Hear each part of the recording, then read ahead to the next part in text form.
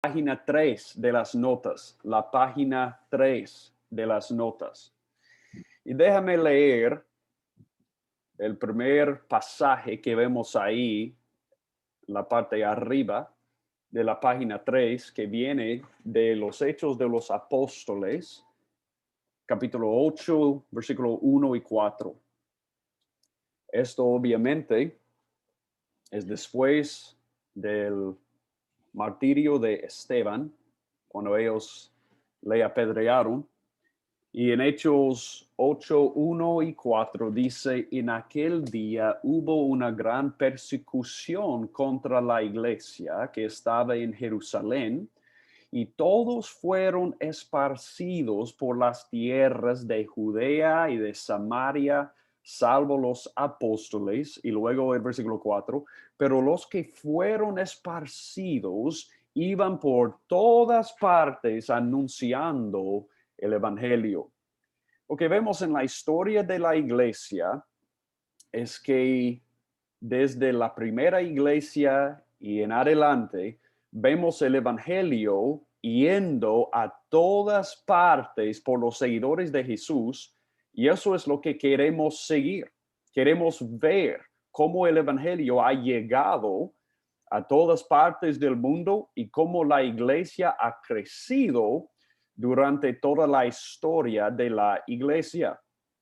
Bueno, entonces tenemos una pregunta aquí en la parte, en la próxima parte. ¿Qué es la historia de la iglesia y por qué es importante? ¿Qué es la historia de la iglesia y por qué es importante? Bueno, primero vemos esto. Ser cristiano es ser parte de la historia, y crecer como cristiano es ser un estudioso de la historia. Mis amados hermanos, yo quiero decirles algo. Es decir, será más difícil crecer espiritualmente sin estudiar la historia del cristianismo. Estudiar cómo la iglesia ha crecido y se ha expandido a todas partes nos ayuda de crecer espiritualmente. Más bien, el cristianismo no es una religión de meditación o de filosofías especulativas, sino una religión de hechos históricos. Y aquí yo quiero que ustedes me digan algo.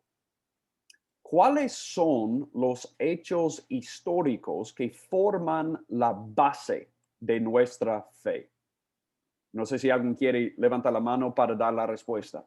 Pero ¿cuáles son los hechos históricos que forman la base de nuestra fe? ¿Quién tiene una respuesta?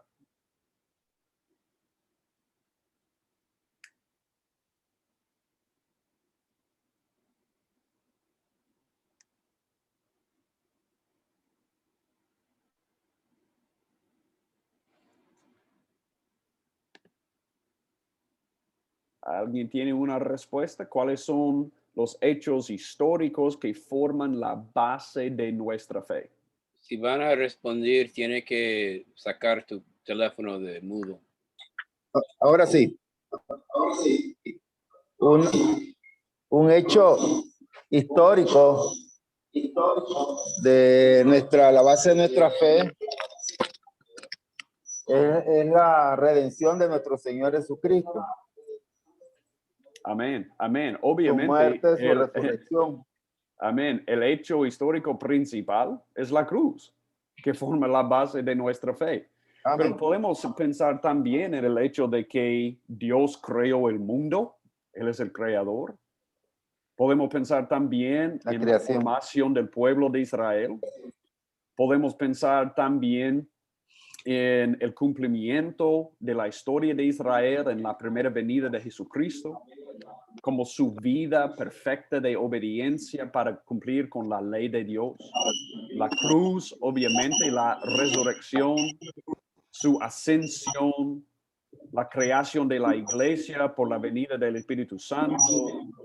Y bueno, después de eso, por el movimiento del evangelio a través de la proclamación del evangelio por sus seguidores a todo el mundo. Ok, entonces estamos diciendo que el cristianismo es una religión de hechos históricos. es, entre otras cosas, el mensaje acerca de los acontecimientos que tuvieron lugar en el tiempo y el espacio. Es decir, los hechos históricos que hemos estudiado, por ejemplo, en la teología bíblica, forman base de nuestra fe. Bueno, el cristianismo también enseña algunas verdades eternas. Por ejemplo, la existencia de Dios, sus atributos, la naturaleza de la Trinidad, pero todavía se enfoca en los sucesos históricos de la encarnación, muerte, resurrección de Jesús. Y por tanto, el cristiano está personalmente involucrado con la historia. Tenemos que reconocer esto, mis amados hermanos. No podemos evitar la historia porque nuestra fe se basa sobre la base de los hechos históricos. Entonces, tenemos dos tendencias a veces cuando nos acercamos a la historia de la iglesia o al estudio de la historia de la iglesia. Muchas veces tendemos o a relegar la importancia de la historia o a atesorarla demasiado por su propio bien. Podemos relegar la importancia de la historia o poner demasiado énfasis en la historia. Y no queremos caernos en ninguno de los dos huecos, ¿sí? Queremos mantener el camino en medio, el balance. Carl Trueman, que era un teólogo más o menos hace algunos años, él dijo esto: la idolatría de lo nuevo y de lo novedoso, con la falta de respeto por todo lo que es tradicional, o la nostalgia por el pasado, que es básicamente idolatría de lo viejo y lo tradicional, ambas son desalentadoras. La primera deja a la iglesia como una entidad anárquica que está destinada a reinventar el cristianismo cada domingo y es propensa a ser subvertida y dominada por cualquier líder o grupo carismático en el sentido no teológico, que se preocupa por flexionar su músculo. La segunda deja a la iglesia atada al pasado, ya que a sus líderes les interesa escribir ese pasado y por tanto no pueden comprometerse críticamente con su propia tradición. Entonces, Carl Trueman nos ayuda a entender que no debemos relegar la importancia de la historia y no debemos atesorarla demasiado por su propio bien. Más bien, debemos entender la historia para ayudarnos en nuestras propias iglesias hoy, para no hacer los mismos errores que vemos a lo largo de la historia de la iglesia, pero debemos imitar la fidelidad que vemos a lo largo de la historia de la iglesia. Ok, entonces, yo tengo otra pregunta. ¿Cuáles crees que son algunos de los efectos de descuidar la historia para el cristiano? ¿Cuáles crees que son algunos de los efectos de descuidar la historia para el cristiano? ¿Qué creen ustedes? Tienen que habilitar el micrófono si quieren contestar. Okay. Entonces, ¿qué nos pasa cuando... Que repita la pregunta, hermano, por favor. ¿Cuáles crees que son algunos de los efectos de descuidar la historia para el cristiano?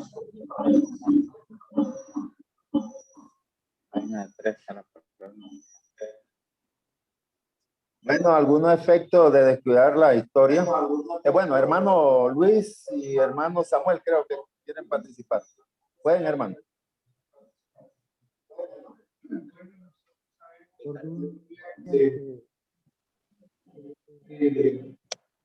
Nuestra base de la fe está fundada en la enseñanza de los profetas y de los apóstoles. Es decir, tenemos que conocer correctamente todas las teologías bíblicas de la historia de toda desde el pacto adánico hasta el nuevo pacto. Entonces, somos tenedores, ¿verdad? De la historia redentora que describe todas las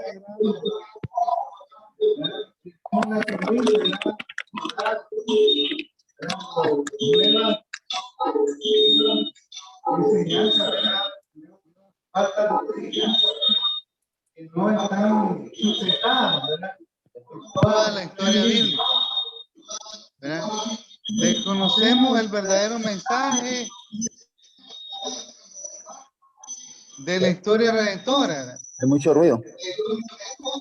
Entonces, y una de las cosas que el Señor nos dice, ¿verdad? Dice en Tito 1:9 que seamos retenedores, ¿verdad?, de las cosas que hemos recibido tal como han sido enseñadas. Esa es la importancia, ¿verdad?, de mantener una teología bíblica correcta, ¿verdad? Y no dejarnos seducir por las nueva tendencia de teología que no están basadas en las escrituras. Amén, pastor. Amén. Exacto. Bueno, eso es precisamente lo que yo iba a mencionar. Si descuidamos de la historia de la iglesia, bueno, podemos pensar en muchos efectos. Uno sería la eclesiología difusa. Otro efecto sería la desunión acerca de minucias.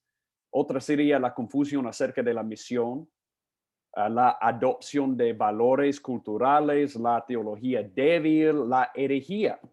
Bueno, vemos a lo largo de la historia de la iglesia herejías y vemos las mismas herejías hoy día. Y si estudiamos cómo la iglesia abordó esas herejías, cómo ellos confrontaron las herejías, vamos a saber mejor cómo responder hoy día para no caernos en el mismo hueco. Entonces, yo creo que, bueno, hay muchas razones que pudiéramos enumerar. Yo quiero, bueno, tenemos estas razones en las notas, pero yo quiero que ustedes anoten algunas cosas adicionales. Primero, ¿cuál es la razón por la que debemos estudiar la historia de la iglesia? Porque Dios nos ordena ser estudiantes del pasado. Dios nos ordena ser estudiantes del pasado. En el Antiguo Testamento, el pueblo de Dios se le recuerda no olvidar la fidelidad de Dios para con ellos en el pasado.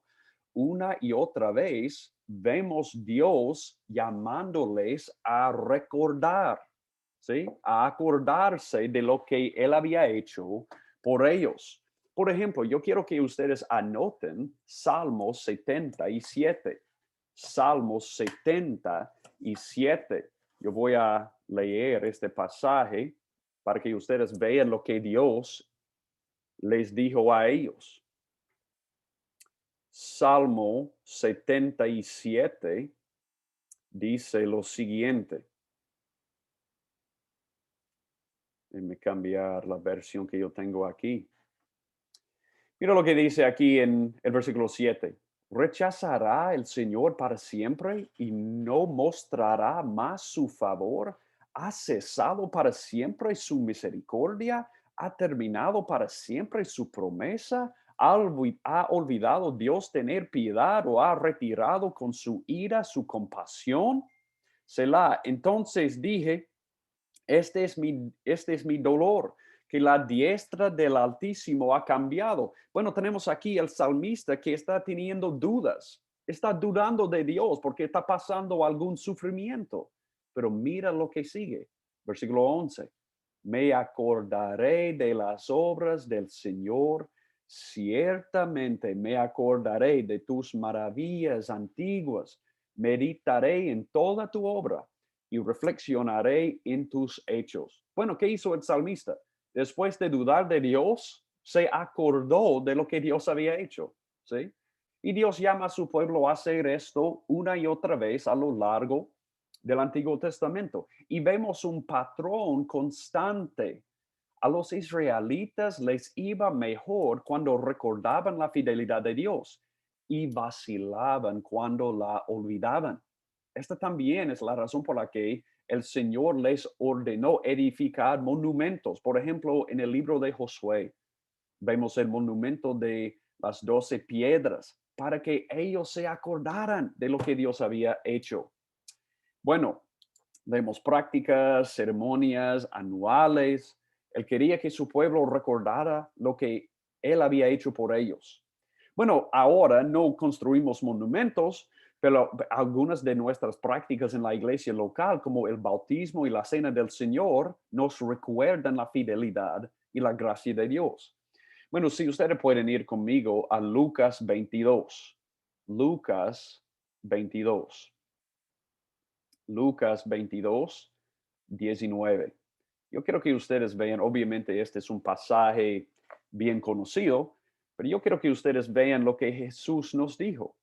Cómo el pueblo de Dios en el Antiguo Testamento tuvo diferentes recordatorios de la fidelidad de Dios.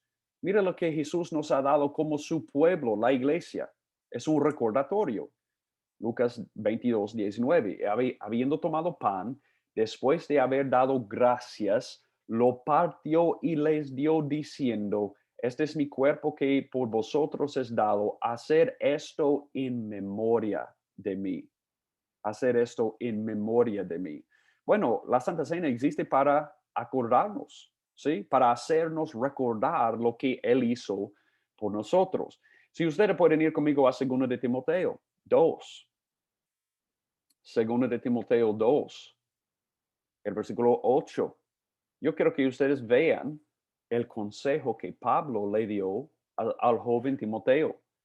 Él dice, 2 de Timoteo 2:8, acuérdate de Jesucristo, resucitado de entre los muertos, descendiente de David, conforme a mi evangelio. Él dice, acuérdate. Entonces, obviamente, vemos tanto en el Antiguo Testamento como en el Nuevo Testamento la importancia de recordar. Entonces, estudiamos la historia de la iglesia porque necesitamos recordar. Necesitamos ver lo que Dios ha hecho a lo largo de la historia y al recordar lo que Él ha hecho y al ver cómo la iglesia ha crecido y las herejías que ha enfrentado y cómo ellos han abordado y han enfrentado estas herejías y cómo la iglesia ha crecido, eso nos va a ayudar en nuestra fe. La segunda razón por la que debemos estudiar la historia de la iglesia es que hemos sido adoptados en una familia que abarca razas, culturas, fronteras e incluso el tiempo. Bueno, yo sé que esto no es sorprendente para ustedes ni para nosotros, pero hay cristianos fuera de Nicaragua y los Estados Unidos. ¿Cuántos de ustedes están de acuerdo? Hay cristianos que no son nicaragüenses ni estadounidenses. Bueno, hay cristianos de todas las razas y culturas y fronteras. Mira conmigo a Gálatas 3, 28. Gálatas 3, 28. Gálatas 3, 28. Mira lo que Pablo nos dice aquí sobre la familia de Dios en Cristo. Él dice, no hay judío ni griego, no hay esclavo ni libre, no hay hombre ni mujer, porque todos sois uno en Cristo Jesús.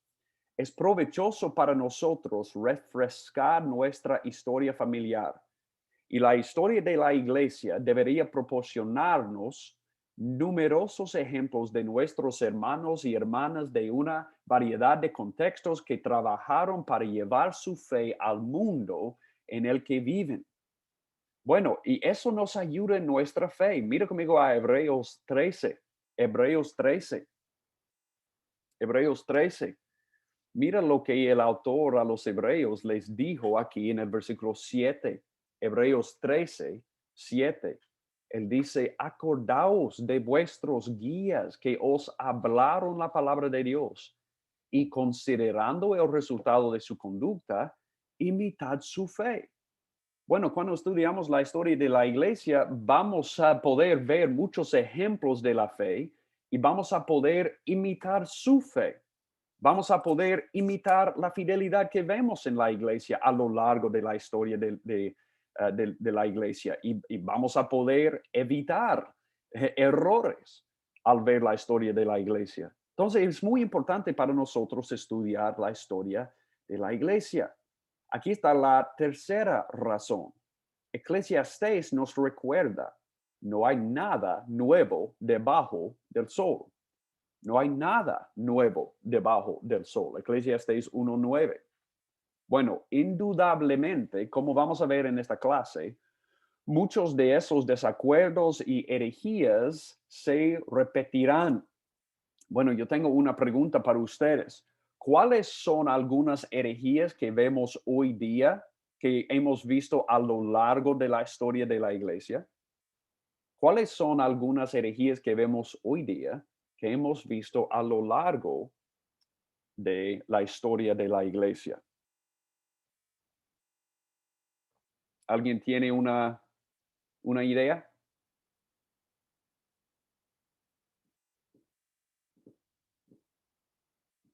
Ya, Pastor Luis.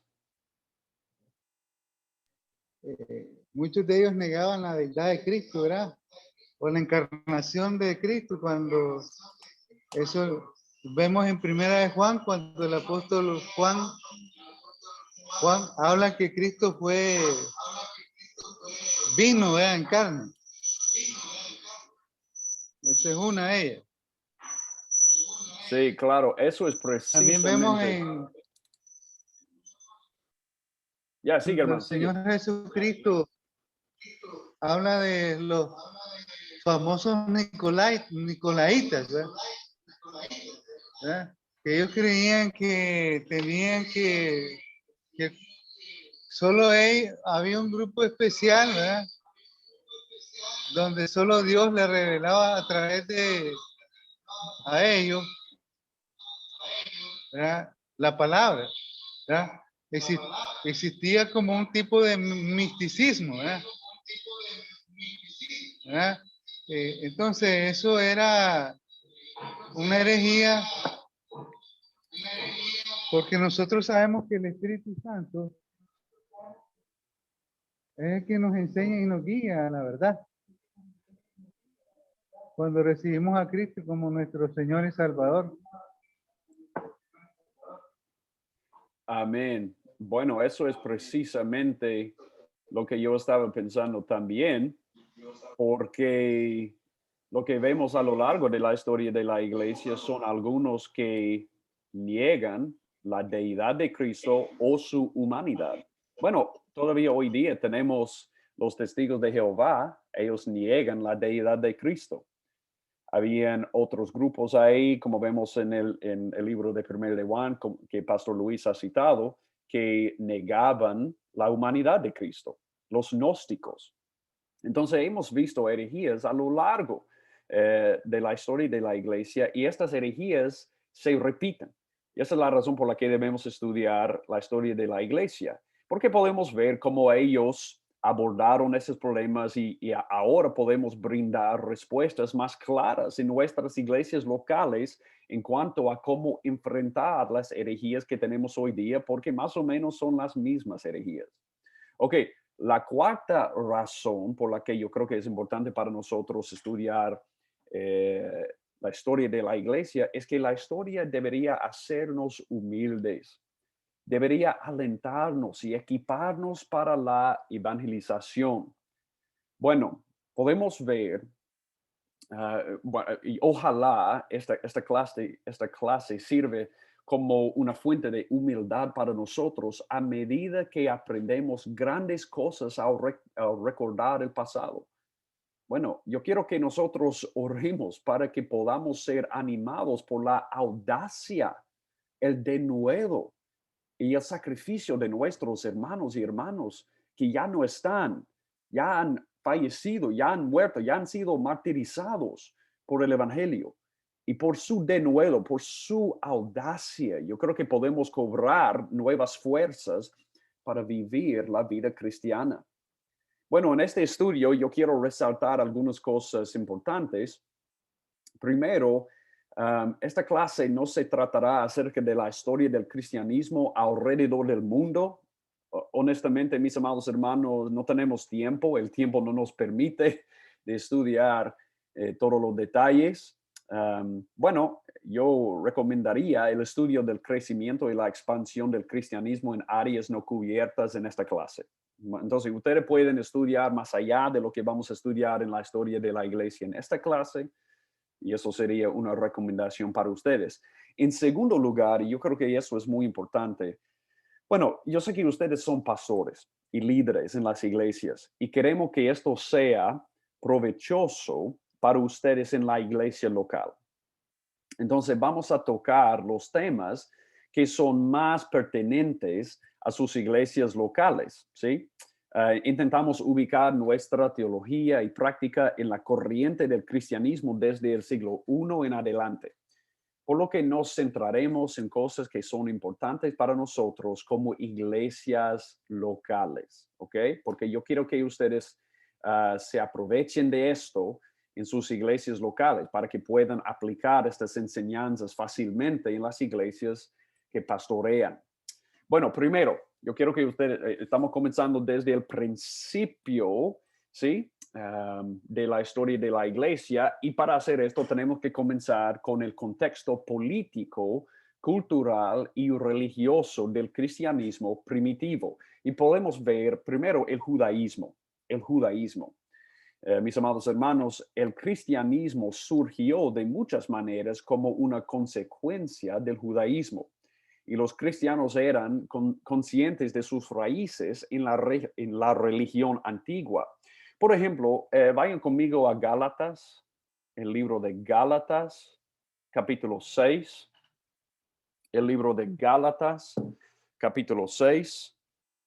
Yo quiero que ustedes vean el versículo 16.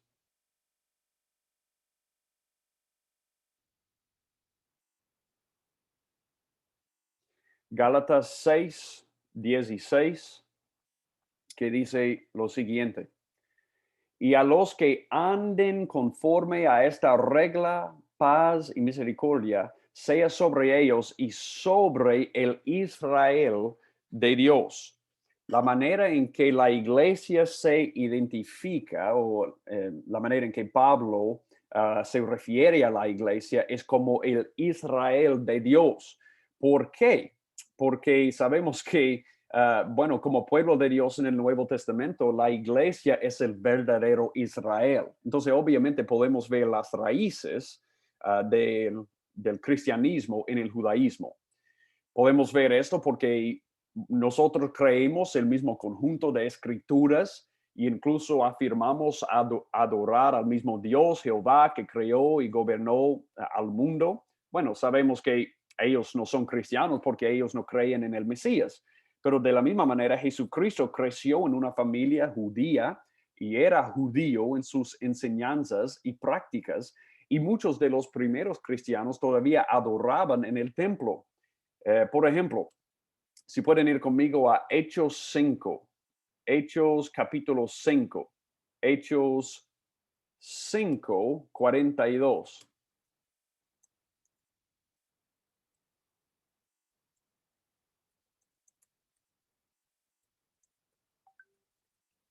Hechos 5:42, y vamos a ver cómo los primeros cristianos adoraban tanto en el templo como en sus casas. Mira lo que dice aquí: y todos los días en el templo y de casa en casa no cesaban de enseñar y predicar a Jesús como el Cristo. Entonces vemos la práctica de los primeros cristianos. Ellos todavía adoraban en el templo. Muchos de ellos guardaban el día de reposo, creían ser judíos buenos, que acababan de creer que Jesús era el Mesías. El punto, mis amados hermanos, es que el cristianismo surgió de sus raíces en la religión del judaísmo. Durante un tiempo, el cristianismo existió en una paz relativa bajo Roma debido a la protección oficial que se le otorgó al judaísmo, dado que la nueva religión parecía una pequeña secta dentro de la fe más antigua. Aquí está el punto. Cuando Roma tenía paz con los judíos, ellos trataban a los cristianos bien de la misma manera, porque Roma vio al cristianismo como una secta del judaísmo. No era así, porque sabemos que el cristianismo es totalmente diferente, porque creemos que el Mesías ya ha venido. Pero para los romanos, el cristianismo fue una secta dentro del judaísmo, y por eso, cuando tenían paz con los judíos, ellos trataban bien a los cristianos también. Pero aquí está el problema. la persecución comenzó por dos razones contra los cristianos. Primero, porque como vemos en el libro de Hechos, los seguidores de Jesús se toparon con una oposición significativa con el establecimiento judío. Bueno, los judíos tenían un problema con los cristianos. Mire a Hechos 5, el mismo Hechos 5 aquí, 18 al 22. Hechos 5, 18 al 22. Mira lo que dice aquí. Tenemos Pedro y Juan predicando y dice, y echaron mano a los apóstoles y los pusieron en una cárcel pública, pero un ángel del Señor durante la noche abrió las puertas de la cárcel y sacándolos dijo, id y puestos de pie en el templo, hablar al pueblo todo el mensaje de esta vida. Habiendo oído esto, entraron al amanecer en el templo y enseñaban. Cuando llegaron el sumo sacerdote y los que estaban con él, convocaron al concilio, es decir, a todo el senado de los hijos de Israel, y enviaron órdenes a la cárcel para que los trajeron. Pero los alguaciles que fueron no los encontraron en la cárcel. Volvieron pues y informaron, diciendo, encontramos la cárcel cerrada con toda seguridad y los guardias de pie a las puertas, pero cuando abrimos a nadie hallamos adentro. Bueno, Pedro y Juan habían salido y ellos estaban ahí predicando el evangelio de nuevo. Y eso fue un problema para el concilio porque ellos querían silenciar a los apóstoles de hablar en el nombre de Jesús. Ellos tenían un problema con los cristianos. Bueno, así que cuando había esta separación y los judíos tenían problema con los cristianos, Roma podía ver que, oh, bueno, los cristianos no son una secta de los judíos, ¿sí? Entonces, bueno, no fue así cuando ellos vieron la oposición entre los judíos y cristianos. Pero segundo, mira esto, como dice el historiador Mark Knoll, la destrucción de Jerusalén en el año 70 DC es el primer punto de inflexión en la historia de la iglesia, porque es entonces cuando la iglesia es expulsada de la sombría protectora del judaísmo. Cuando los romanos se volvieron en contra de los judíos, ellos también comenzaron a perseguir a los cristianos. Y ustedes deben anotar bien la fecha de 70 DC, porque esa es una fecha bien importante en la historia de la iglesia, cuando el templo fue destruido por los romanos. Y eso fue efectivamente el fin del judaísmo, porque no había templo, no había lugar de adoración. Ellos habían destruido el remanente de la religión judía. Y eso es lo que Jesús, bueno, él habló de eso muchas veces en su ministerio terrenal, que eso iba a pasar. Entonces, cuando los romanos comenzaron a perseguir a los judíos, ellos comenzaron a perseguir también a los cristianos. Bueno, hablando del imperio romano, yo quiero que ustedes vean algo. Jesús nació también en una tierra gobernada por el imperio romano. Y vemos, bueno, ustedes ya tienen ahí en las notas la extensión de su imperio. Durante los siglos, el primer siglo y el segundo siglo, los emperadores romanos extendieron su dominio sobre un vasto reino que se extendía desde Bretaña hasta el Sahara, desde España hasta Irak. Bueno, el punto es que ellos tenían un imperio bien grande. El imperio alcanzaba los 4.800 kilómetros de este a oeste, casi la longitud de los Estados Unidos, y los historiadores estiman que contenía cerca de 50 millones de personas. Estamos hablando de un imperio bien grande. Y para comienzos del siglo II, Roma era la única superpotencia del mundo y se encontraba en medio de un intervalo de 200 años conocido como la Pax Romana. Mis amados hermanos, yo quiero que ustedes subrayen ahí esa frase, Pax Romana. ¿Qué significa eso? La paz romana. Durante este periodo del imperio no había guerra, no había confrontación, no había problemas externos. Y bueno, la paz romana permitió al imperio que construyeran calles a todos los lugares dentro del imperio. Y tú dices, ¿por qué es eso importante? Porque esas son las calles que los cristianos usaron para llevar el evangelio a todo el mundo. Entonces, por la paz romana, los cristianos podían viajar en el sistema de calles, las carreteras que ellos habían construido para llevar el evangelio a todos los lugares del imperio. Mira conmigo, mis amados hermanos, a Gálatas 4. Gálatas 4. Yo quiero que ustedes vean algo que es muy importante aquí. Gálatas 4, 4 y 5. Yo quiero subrayar una frase aquí en Gálatas 4 que resulta muy importante. Gálatas 4, 4. Pero cuando vino la plenitud del tiempo, Dios envió a su Hijo, nacido de mujer, nacido bajo la ley. Cuando Pablo menciona la plenitud del tiempo, eso es decir, Dios había desde la eternidad pasada escogido el momento perfecto y oportuno para enviarle a su Hijo como redentor. Y parte de esa plenitud del tiempo es la paz romana, para que los cristianos pudieran salir a todo el imperio con el mensaje de salvación que Jesús había ganado en la cruz. Entonces, cuando vemos esa plenitud del tiempo, debemos pensar, en el imperio romano, por la paz romana, ellos habían construido calles y eso es parte de la razón por la que Dios le envió a Jesús en este momento, para que pudieran salir a todo el imperio con el evangelio por el sistema de carreteras que habían construido por la paz en el imperio.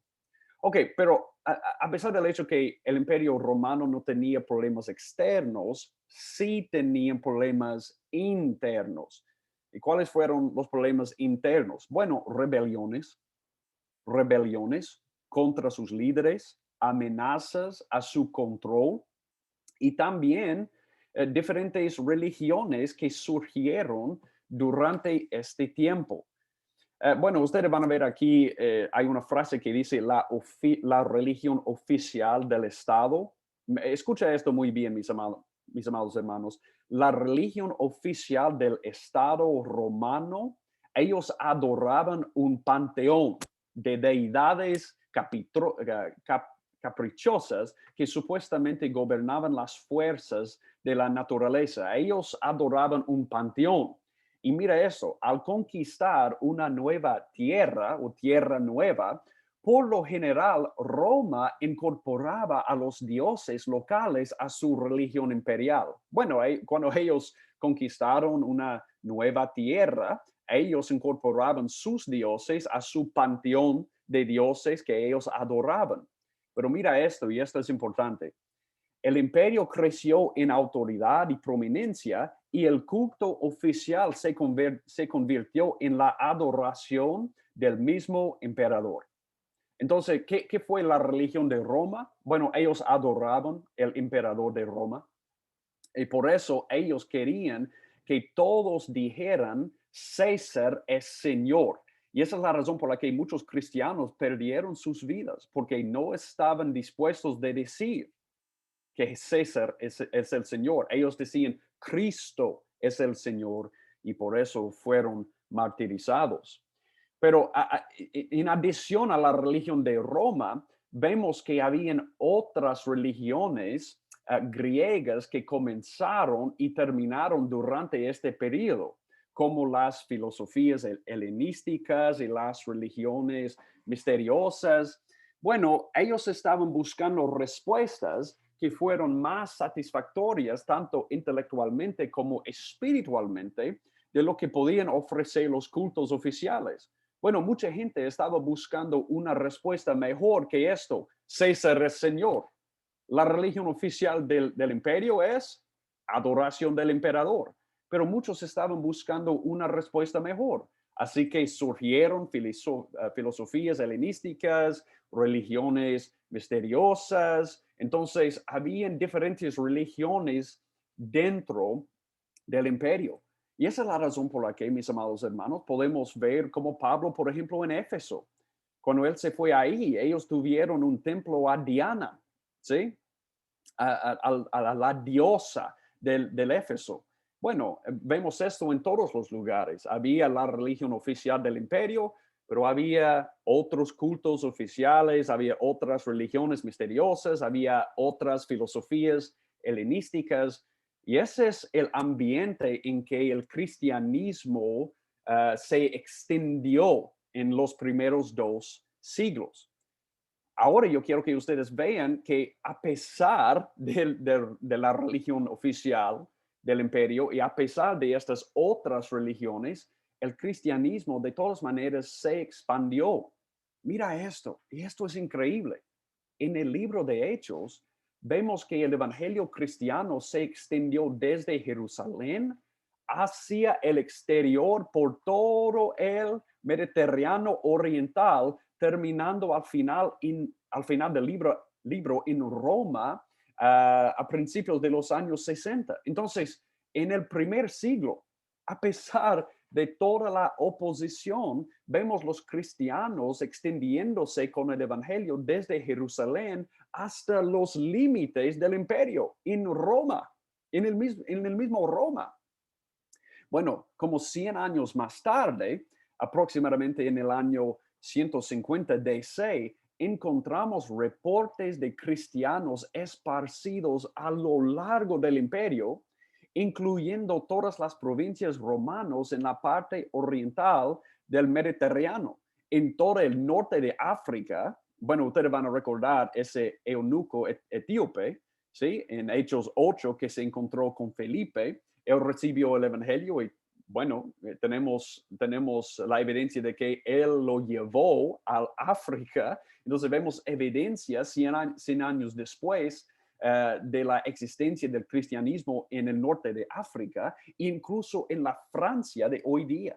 El cristianismo también se había propagado más allá del imperio hasta la India, probablemente por Tomás, y tal vez incluso hasta el sur de Etiopía.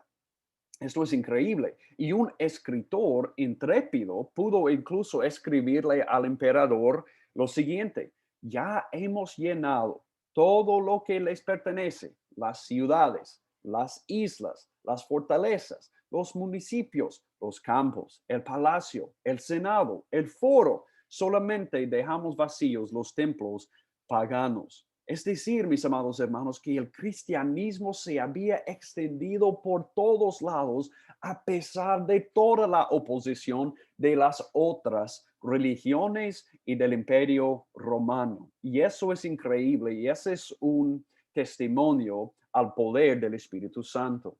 Mira, ¿quiénes eran los primeros cristianos? Personas de todos los ámbitos de la vida. La mayoría de los primeros cristianos vivieron en áreas urbanas, eran en su mayoría gente de clase media, aunque personas de clases más bajas y inferiores también creyeron. Muchos tenían un trasfondo judío, helenizado, aunque los convertidos provenían de todo tipo de etnias y orígenes religiosos.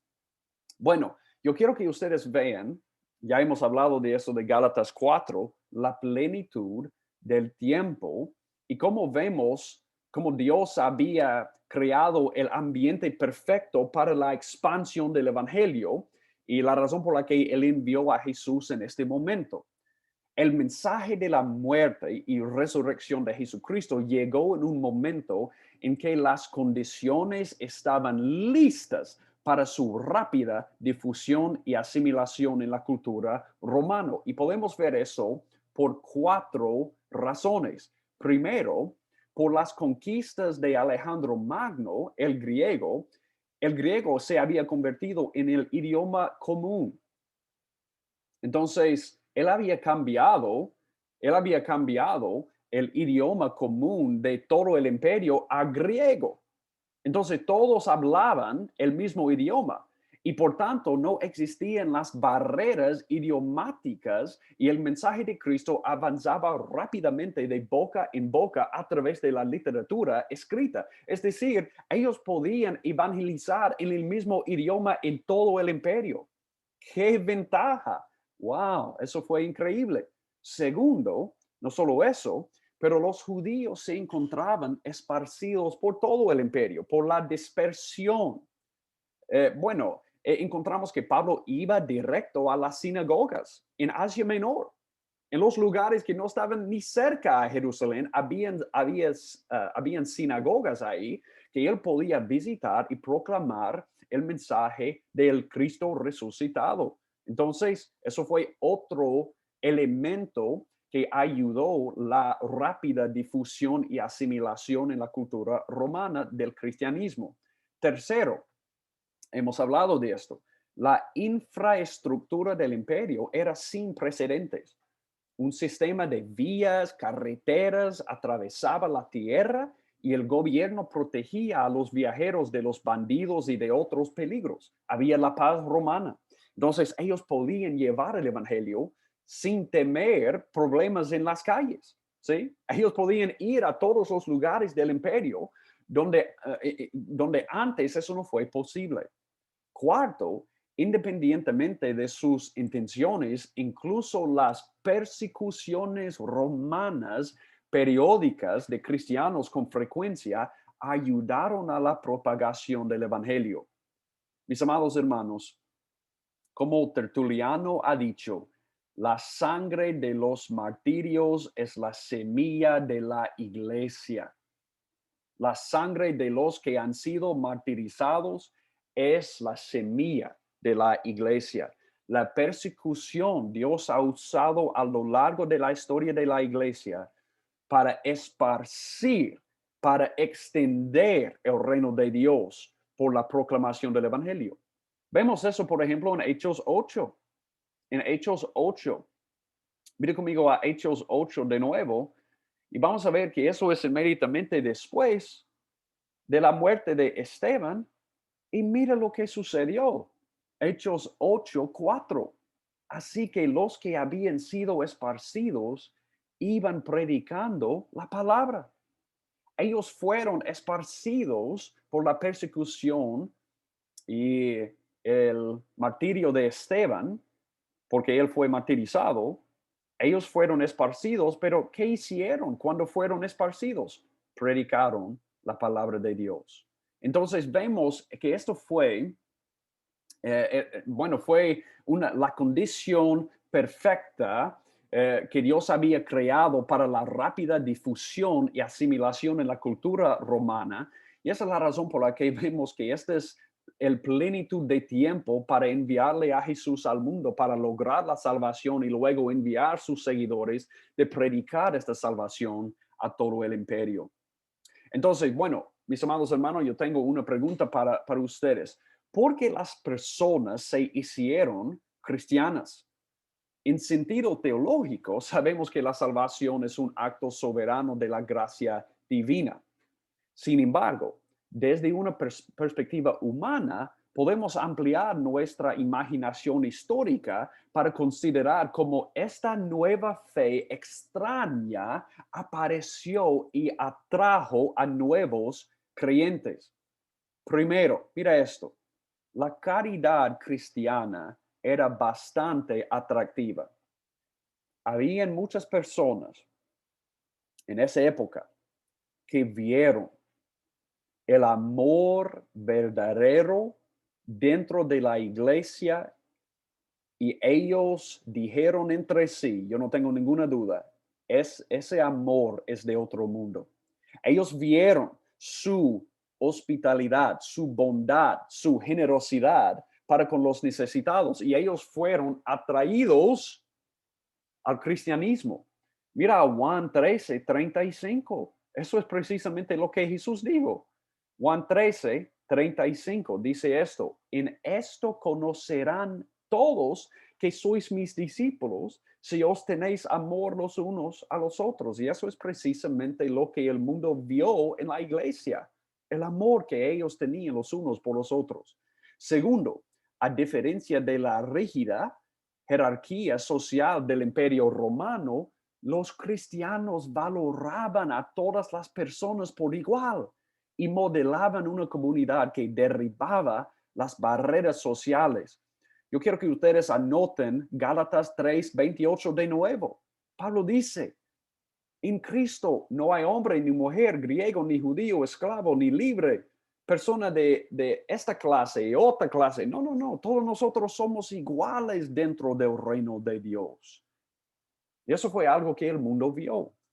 Tercero, los cristianos valoraban a las personas individualmente, mientras que Roma daba prioridad a la unidad cívica, haciendo que la persona individual se subordinara o subordinará al culto imperial. El cristianismo afirmaba la dignidad y el valor de cada ser humano, porque eso es lo que la Biblia nos enseña.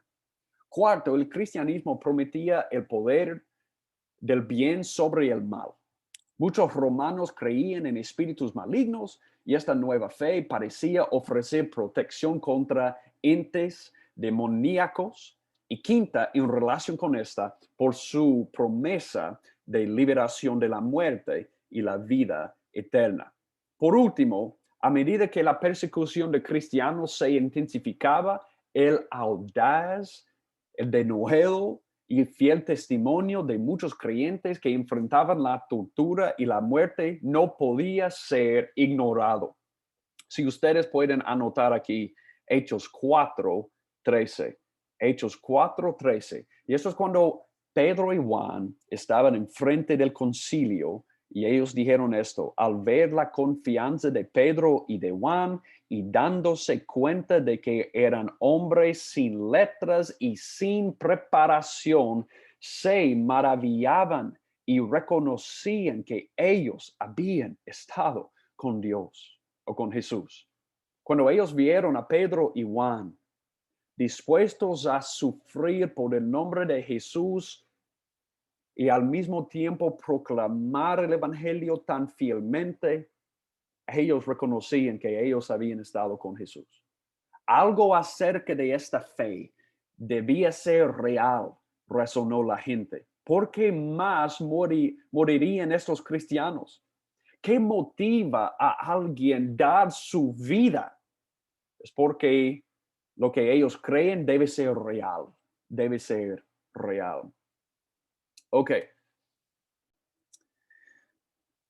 mis amados hermanos, habiendo hablado de todo eso, de las razones por las que el cristianismo atrajo muchas personas al ver el amor que ellos tenían los unos por los otros, que ellos modelaban una comunidad que derribaba las barreras sociales por la promesa de resurrección y poder sobre el mal.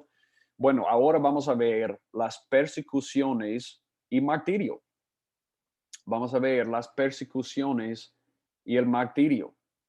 Yo quiero que ustedes vean, mis amados hermanos, que la historia de la iglesia es una historia de persecución. Bueno, el crecimiento a menudo se produjo en medio de increíbles sufrimientos. Durante los primeros 300 años de la historia cristiana, estallaron numerosas persecuciones en contra de los cristianos y muchas de ellas terminaban en muertes. Eran violentas y miles de cristianos fueron torturados y asesinados de formas espantosas y crueles. Bueno, mis amados hermanos, vamos a ver que estos cristianos en los primeros 300 años de la iglesia sufrieron de manera espantosa y cruel.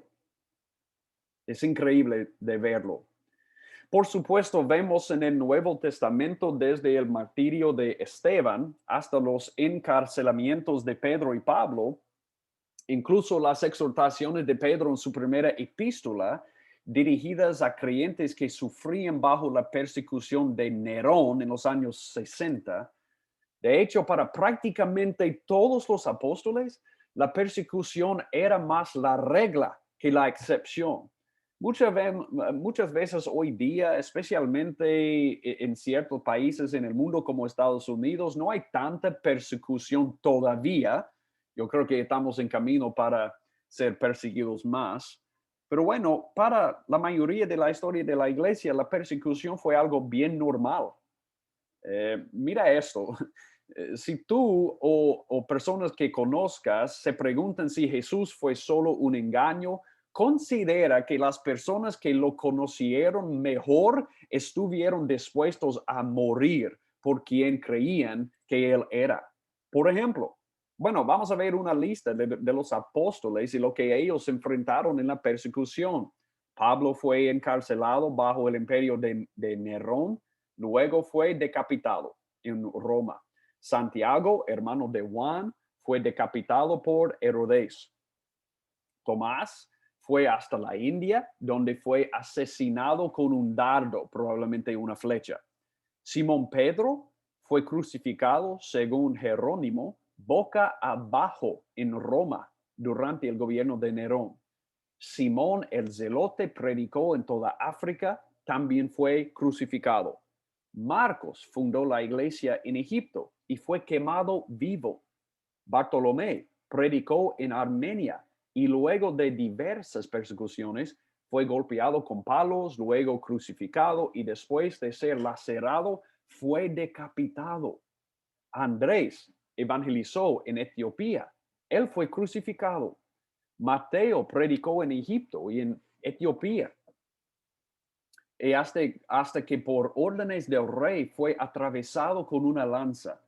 Felipe ministró en Grecia y fue crucificado y apedreado hasta morir. Santiago, hermano de Jesús, fue golpeado hasta la muerte por fariseos y saduceos. Juan el apóstol fue exiliado a la isla de Patmos y luego falleció por causas naturales. Bueno, ¿qué es el punto de todo esto, hermanos? El punto es que podemos ver que había persecución contra todos los apóstoles, pero vemos lo mismo con los seguidores después de ellos. Yo quiero que ustedes anoten primero el incendio de Nerón, el incendio de Nerón. Una temprana y famosa persecución ocurrió durante el imperio de Nerón. Si pueden ir conmigo, mis amados hermanos, a 1 de Pedro, 1 de Pedro 4. Si pueden ir conmigo a 1 de Pedro 4. Y vamos a ver 1 de Pedro 4, 12 a 13. Mira lo que dice aquí.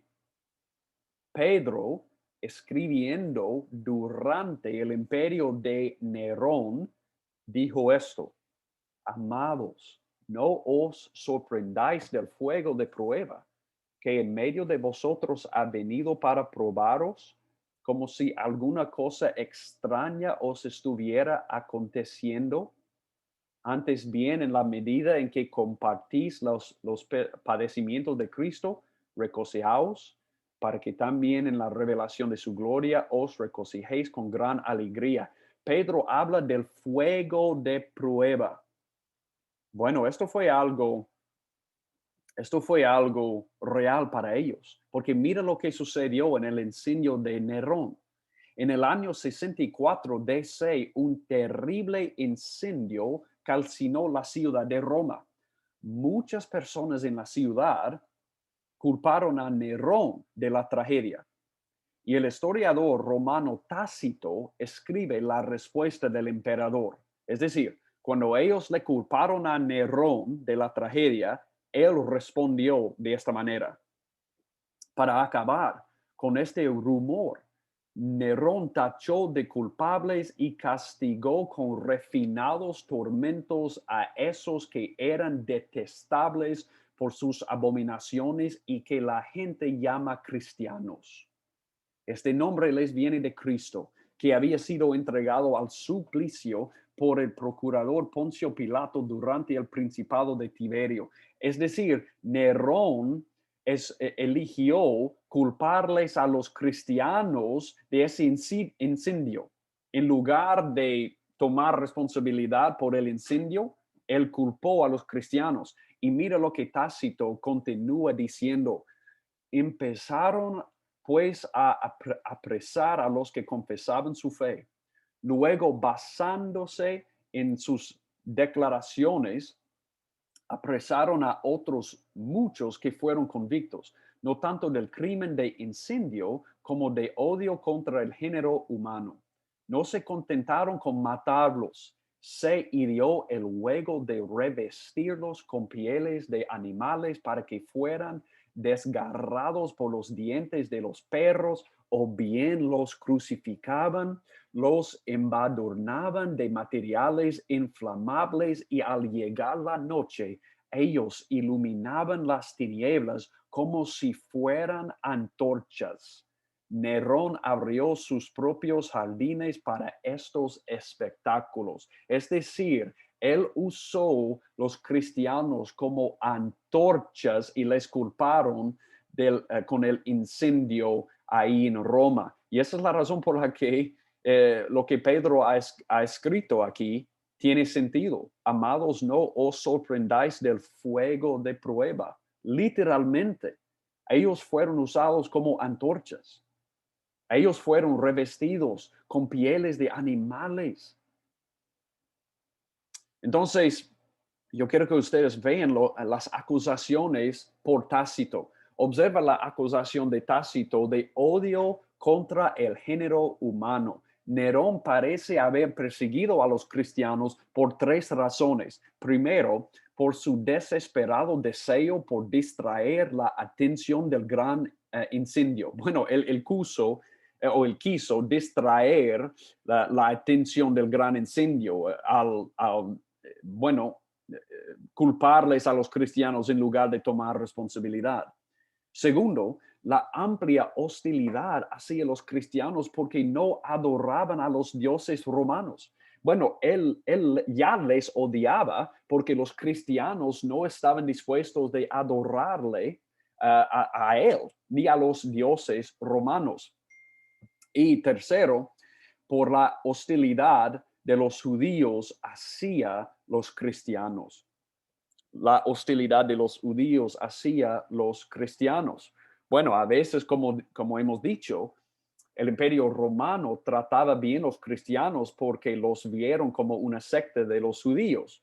Pero cuando el Imperio Romano vio la oposición entre los judíos y cristianos, y bueno, más bien el establecimiento judío contra los cristianos, ellos trataban mal los cristianos. Un segundo factor era que muchos romanos creían que los cristianos eran ateos y anarquistas porque se negaban a adorar a las deidades paganas o al emperador.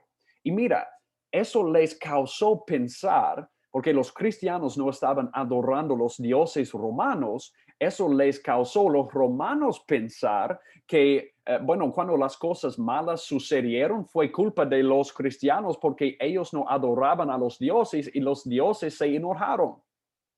Se enojaron con los cristianos por no adorarles y por eso ellos enviaron cosas malas al imperio y por eso los cristianos fueron perseguidos. Bueno, obviamente esa es completamente falsa porque no hay otro Dios sino el Dios bíblico. Pero bueno, eso es lo que los romanos creían. Otros malentendidos de la práctica cristiana llevaba a acusaciones incluso más salvajes en su contra. Debido a que los cristianos hablaban acerca del amor, ellos fueron acusados del incesto. También por la observancia cristiana de la Cena del Señor, ellos le acusaron del canibalismo. Bueno, porque pensaban que estaban comiendo el cuerpo de Cristo y obviamente sabemos que ese es un símbolo. En cuanto a Nerón, los rivales políticos lo destituyeron 4 años más tarde y este tirano se quitó la vida. Pero 2 años después, de nuevo, vemos esta fecha tan importante. 70 DC fue la destrucción del templo. Los romanos comenzaron a perseguir a los judíos también, y eso causó también aún una persecución más intensa de los cristianos. El cristianismo se separó en definitiva del judaísmo al romper sus lazos con el templo y con Jerusalén y surgió como su propia fe distintiva. Ok, entonces hemos hablado de la persecución bajo Nerón, pero habían otros emperadores que trajeron mucha persecución contra la iglesia. Por ejemplo, el emperador Trajano. Él lanzó una campaña contra la iglesia que duraría casi 2 décadas, casi 20 años contra la iglesia. Mira lo que dice aquí, una de las cartas de Plinio que describe la práctica de Trajano. Te expongo la actitud que he tenido frente a los cristianos presentados ante mi tribunal. En el interrogatorio, les he preguntado si son cristianos.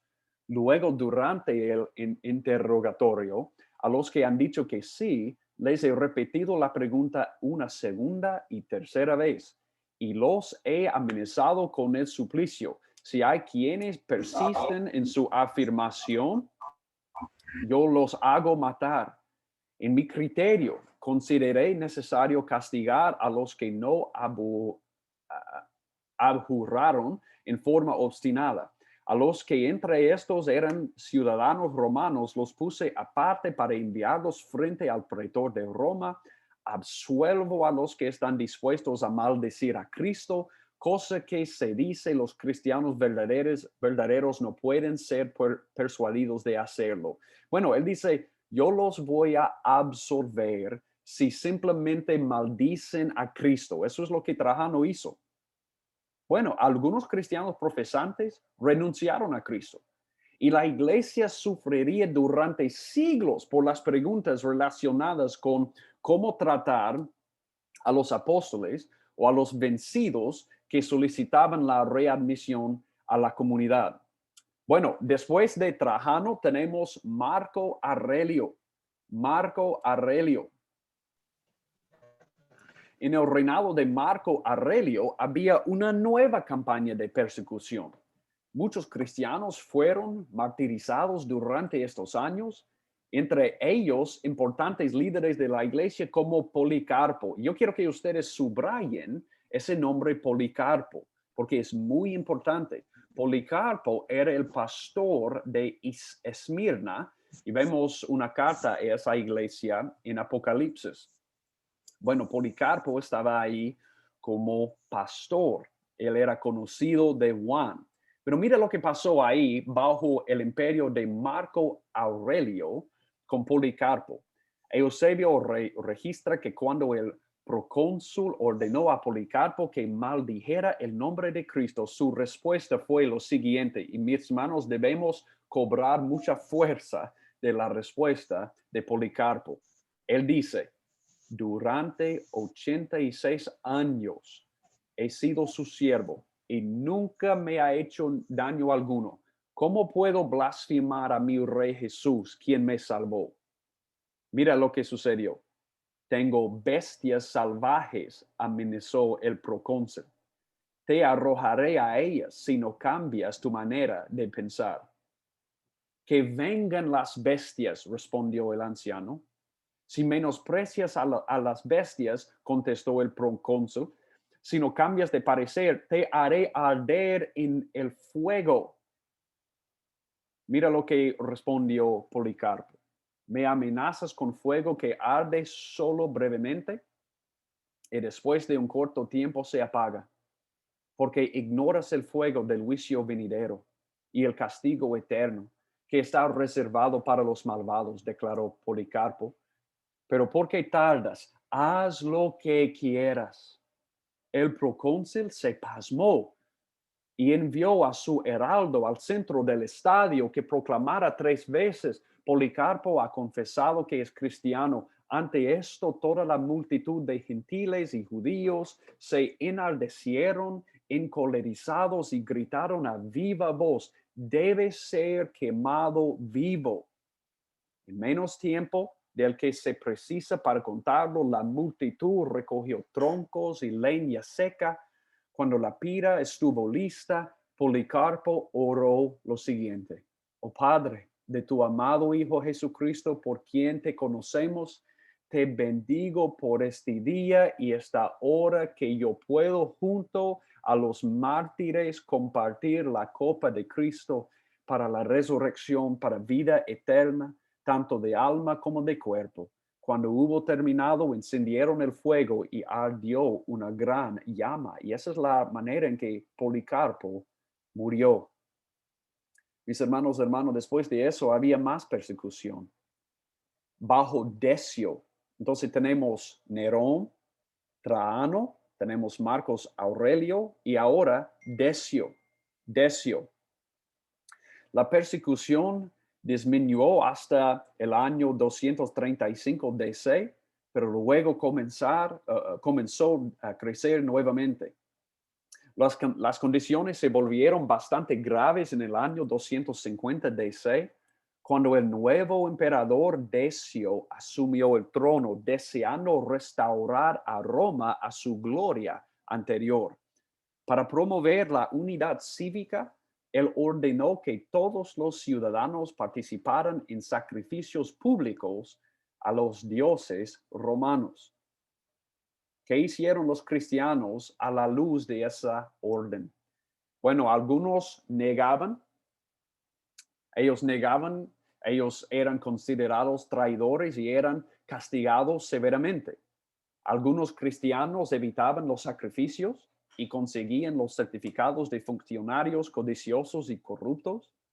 Muchos apostataron y negaron su fe. Otros huyeron al exilio. Algunos creyentes resistieron y fueron ejecutados.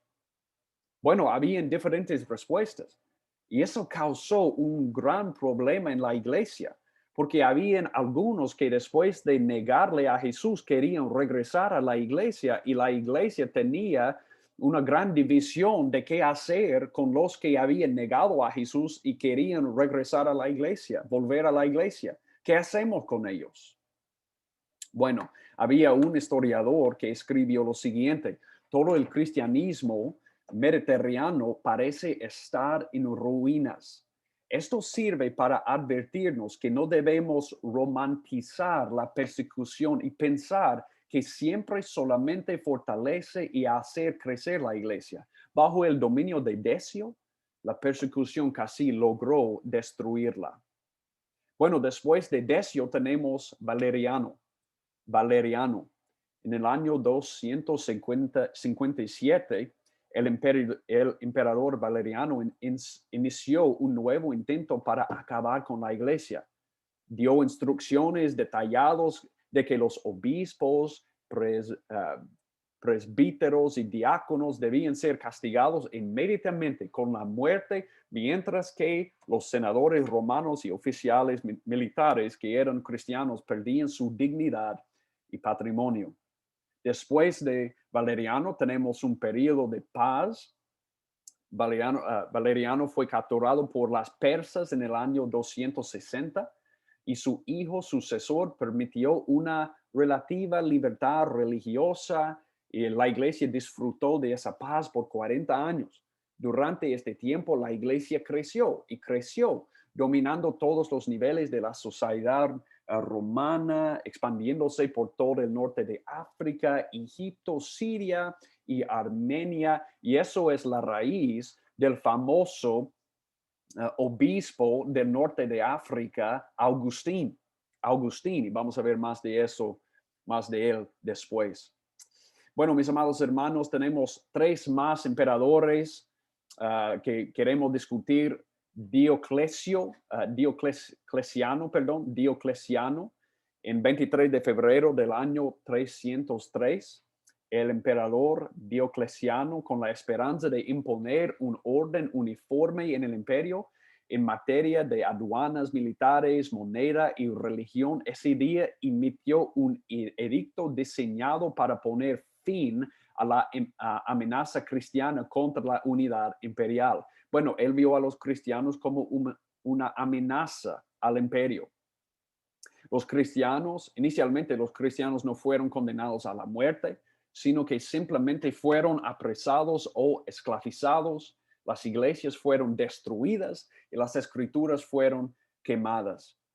Bueno, vemos en el año siguiente, Galerio, Diocleciano cayó enfermo y Galerio tomó el mando y ordenó la ejecución de todos los cristianos que no cumplieran con los requisitos. Entonces, tenemos algo que se llama en esta época la gran persecución. Cuando pensamos en la gran persecución, tenemos que pensar en Diocleciano y también Galerio. Sin embargo, a pesar de la persecución, el Señor preservó a su iglesia. Y en el año 311 DC, Galerio se rindió. Él admitió que haber fracasado en extinguir el cristianismo porque muchos cristianos se negaron a obedecerle y permanecieron fieles. Y lo que es más importante es que los cristianos, por su persistencia, sus buenas obras y su amor y su número total, habían crecido cada vez más para poder ser tolerados por las masas en todo el Imperio Romano. Y luego tenemos la introducción de este hombre que se llama Constantino. Constantino, bueno, porque vamos a hablar más de él, pero porque él vio una cruz supuestamente que dijo en esta señal vencerás, y él ganó una gran victoria en el reino, en el Imperio Romano. Él cambió la religión de todo el imperio al cristianismo.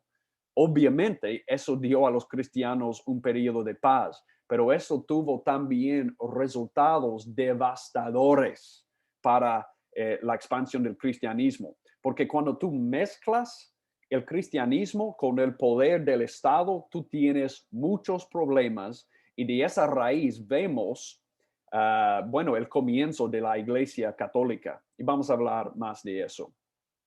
Ok, mis amados hermanos, yo sé que eso ha sido mucho material, mucho material. Pero hay algunos de ustedes que tienen preguntas. Ahora podemos hacer preguntas sobre cualquier cosa que hemos estudiado en los primeros 300 años de la iglesia.